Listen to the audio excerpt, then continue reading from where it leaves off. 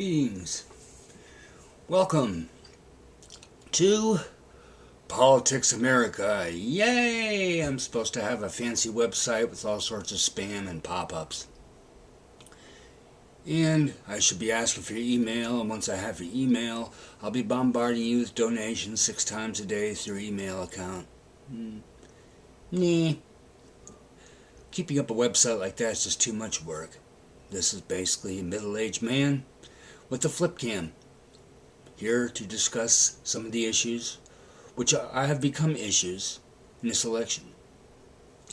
This time out, we're going to talk about immigration and our border problem and everything having to do with it. Current situation really is completely untenable. We have deported foreign nationals coming back to this country and killing American citizens, causing all sorts of crime and havoc. We deport them, they come right back. That cannot be tolerated. Now, regarding Donald Trump, he is, in essence, partially correct. If you are a foreign national with a felony record, you aren't going to pass a background check in your own country, let alone ours. So, if you are a foreign national with a felony record, you are in this country illegally. That's not to say all illegals are criminals, but you can be assured that at least some of them are. And there's also the matter of why neither party wants the status quo to be changed. They both love the open border for various reasons. The Democrats love the open border because illegal aliens can be converted into Democratic votes. Simple matter to come into this country, find someone who's deceased, get a hold of their social security number, from there get a birth certificate, and from there get a driver's license, show that to the person at the election booth, and that's a vote for the Democrats. Now, as far as the Republicans go, most folks contributing to the Republican campaigns, big business, and if they can hire an illegal, they can pay them less money, no benefits. That increases their bottom line.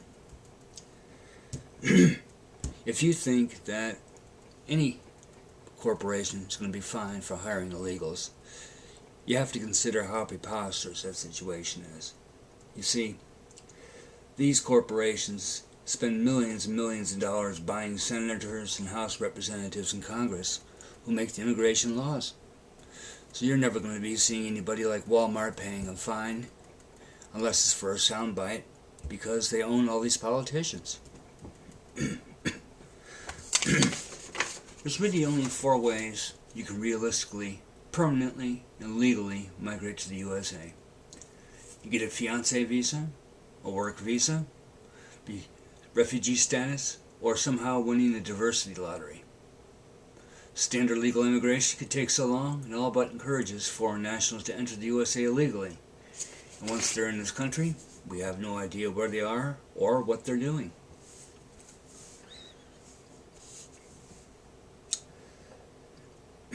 Operation Streamline is only effective if you can catch who's crossing illegally. All that it really does is criminalize people who want a better life for themselves. If you aren't fortunate enough to be in the aforementioned categories, you can apply to your local U.S. Embassy. If approved, you get a waiting list up to 40 years long. There's also the problem of OTM, foreign nationals entering this country illegally. That stands for other than Mexican. As of late, we have found Korans, edicts written in Arabic and Urdu. Urdu is a Pakistani language. And many other sorts of disturbing things. If Pakistanis are coming to this country illegally, who else is? It's obvious our immigration policy is broken, more ways than one. Even if you're in one of the aforementioned categories, the procedure is so bureaucratic and onerous, only those with the patience of a saint persevere. Even if you're like in one of these categories, you still have to fill out this paperwork, this form, this paperwork, this form, this paperwork, and so on. Ad infinitum nauseam. It's just not really even worth it. Your time. Politicians are allowed you to blame for this mess. First off, They create and use these little sound bites for the electorate. Of course, the electorate lives in the 62nd world with the smartphones. And ultimately, politicians have been in politics long enough are no longer working for the people. They're working for themselves. It's time for a solution to this problem that's politically neutral, directly addresses the problems, or most of them, versus waiting for a politician to do right by the electorate, or before another 9/11 occurs. Another attack on the USA occurs first. More bad legislation, like the Patriot Act, will be passed, reducing our rights even further. My solution to this matter is called open, controlled immigration without quotas. Quotas are bad for at least two reasons. Both of them are political. First one is that if a country knows that it can send so many people to this country, the USA, they then have the power over those visas. They then will also be playing sorts of games as to who can get the visas to go to this country. That would not necessarily allow the best and the brightest to emigrate. Second reason, and the bigger reason, is that politicians at home here in the USA, they can play political football with these visas. Use them to scum for votes. Come on, we all know they do that crap. But, for instance, they'll say, vote for me and I'll let a few more of this nationality come into the USA. That simply isn't right. Once they start interfering in the matter, it gets more and more complicated, more and more crooked, more and more corrupt, more and more unmanageable. There's also a matter of treating all immigrants the same. Why should a native-born Canadian have to wait in line behind somebody from Gambia or Laos? They're right over the border from us and they already speak English. No matter what USA does, whether our gates are open or closed, people are going to come into this country.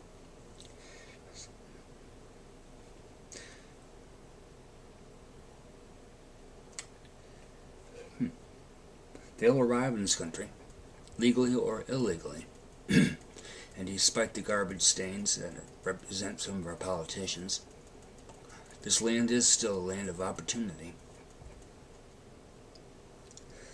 Now, if they can't come here efficiently in a legal manner, which, like I said, they have to wait 40 years sometimes, they're going to come here illegally and hide out until the next, quote, amnesty, unquote, is given to them. My proposal will not only kill off most illegal immigration, it will represent a final amnesty for the illegals still in this country, and will keep most of the criminal element out of this country that we don't want here in the first place. In exchange for this, at some point in time down the road, law enforcement will be able to directly arrest people in this country illegally. Now, our problem with immigration can be stated as an analogy. The analogy is a bucket and water. Let's say you have a bucket, which is our policy, to transport water, which are the people coming to this country, from the river, wherever they come from. What do you think happens if you have a leaking bucket? You can scoop up water with a leaking bucket, but as you leave the source of the water leaks out, going everywhere. You have no idea where it's going. Not to mention you won't have very much left when you get to your destination, places where they can come in legally. So, first thing that you need to do before you start gathering up water is plugging the bucket. You plug the bucket using two procedures. The first procedure is that you seal off all 1,954 miles of the U.S.-Mexico border, from Brownsville Texas to San Diego, California. 25-foot high concrete wall should be sufficient to do so. And considering the climate down there, this could be erected in 6 months to a year's time, depending on what resources you wanted to devote to it. This is not to keep people out of the country. Well, correction. This wall will keep the criminal element out of this country. And once we have the wall built, we need to place the whole thing under watch. Take the Border Patrol units, reorganize them into rapid deployment force entities that can swarm any place in your sector in a matter of moments. At the same time, use ground radar search to find any tunnels that you can and either block them closed or blow them closed.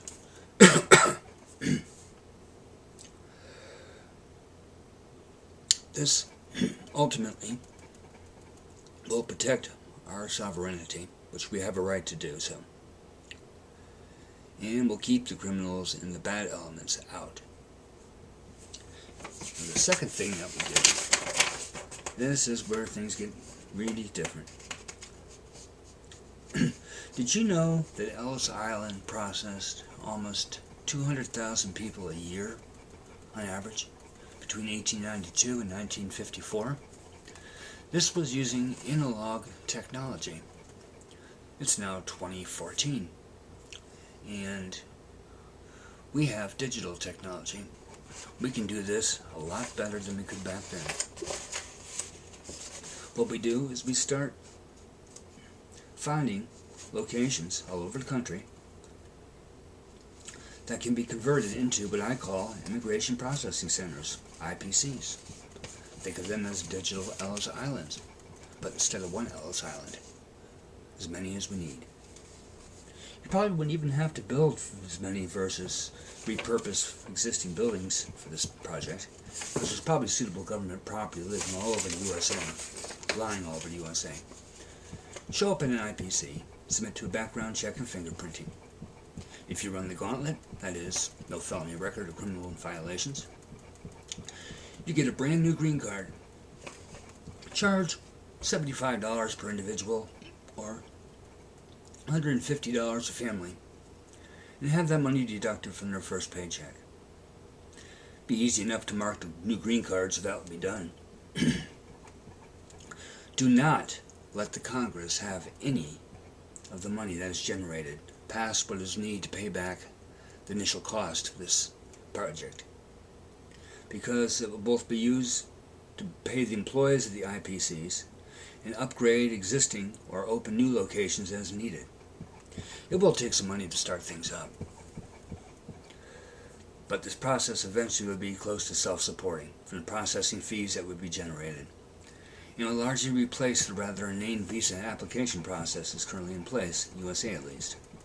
If you're a good little green card holder for 5 years, 3 years if married to a U.S. citizen, and you get to be a naturalized U.S. citizen, provided you meet the other reasonable conditions. At that time, your IPC fingerprint data will be shredded, unless you are arrested for a criminal offense. Now, you have repaired your bucket so that it will no longer leak. With the wall placed at the border, that is to keep out the criminals and the human refuse we don't want. The IPC is in place for the law-abiding citizens to gain entry to the USA. We now have control of the situation. While law-abiding immigrants get to get a green card with a new streamlined system in place, at least on our end, we get to know where everyone is located. Once the system is in place, issue a clearing call. All illegals already in the USA will be given 6 months to report to an IPC to be processed. This will be a final amnesty, because we have given illegals an easy way to get to this country. We have also, by this method, essentially going to kill off most all illegal immigration, unless of course you're a criminal and don't want to be found or don't want to be discovered, kicked out of this country.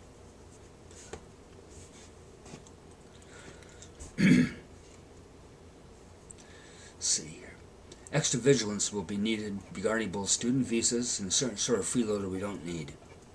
There are people, mostly from Mexico, who go to the USA, apply for government aid, set up a direct deposit to a US-based bank account, and then go back home to withdraw the transferred funds with a debit card. The only way to stop this is to be vigilant as to who is where. An alert can be thrown any time a U.S.-based bank account opened by an illegal or green card holder is accessed from outside the USA. This can be done at the bank end of things, electronically. Like I said, we're in the digital age. People like these are caught. They should be barred from coming to this country unless the aid is paid back beforehand.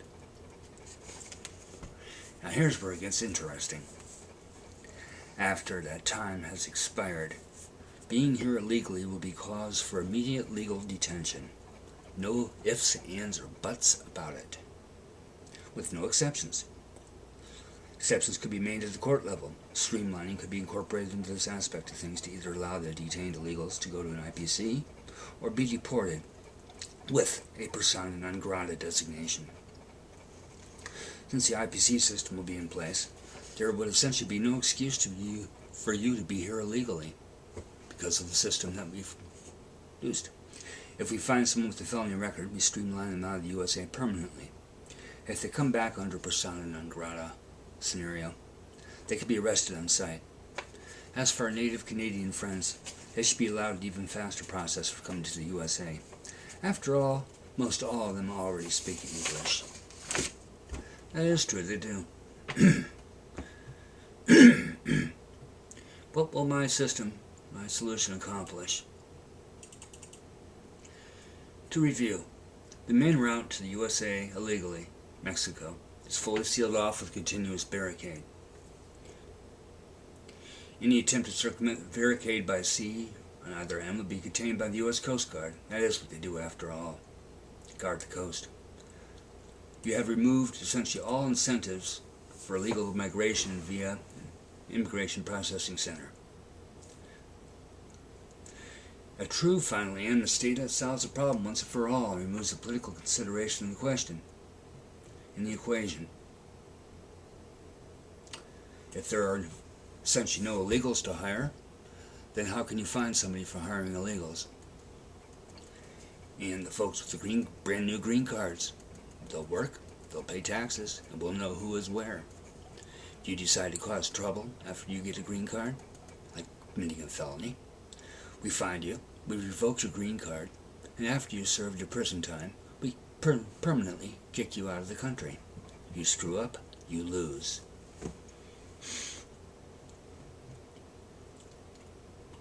The $75 to $150 fee for processing people into this country. Those fees eventually would be used to pay the employees of the IPCs in modifying or opening new system facilities as needed.